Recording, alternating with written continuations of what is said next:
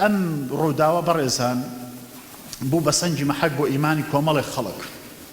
خەڵکانێک سەیدەکەی بە پاساوی جۆرا و جۆر خۆیان لە دیفاعکردن لە پێغەمبەری خوا صلی الله علیه وسلم دەدزنەوە. هەندێکیان بە بیدعی دەزانن، هەندێکیان بە مەترسی دەزانن بۆ سەر ئەمنی قەومی، هەندێکیان هەرێکە و پاساوێک دەدۆزێتەوە. بەڵام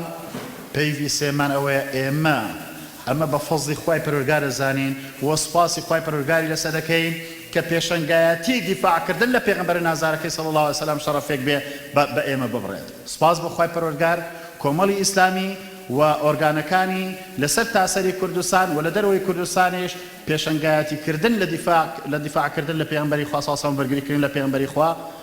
شەرەفێکە پێی بڕاوە. سوپاسی خوای پەروەردگاری لەسەر دەکەین، ئەمە فەزڵی خوایە. لە درێژە و کار و چالەشەکانی ئەنجومەنی ڕانەی کۆمەڵی ئیسلامی بە پێویستمان زانی کە چالاکێک ئەنجام دەین لە درێژەی هەفتەی پشتیوانی بۆ پێغەمبەری پێشەوامان صلی الله علیه وسلم بە ناو نیشانی بەرگری و خۆشەویستیت کۆمان دەکاتەوەی پێغەمبەری خوا و ئامانجمان لەو بەستنی ئەم سیمینارە پشتیوانی و دەربڕینی پشتیوانی خۆشەویستی بۆ پێغەمبەر صلی الله علیه وسلم و ڕەتکردنەوەی هەموو سوکایەتی و بێڕێزیەکە کە بەرامبەر ئەو سەرداری مرۆڤایەتێ کراوە، بە تایبەتی لەو دوایانەدا کە لە وڵاتی فەڕەنسا بە کاریکاتێر بێڕێزی بەرامبەر بەسەر وەرمان کرا صلی الله علیه وسلم، ئێمە ئیداری دەکەین و پشتگیری لە پێغەمبەر صلی الله علیه وسلم دەکەین.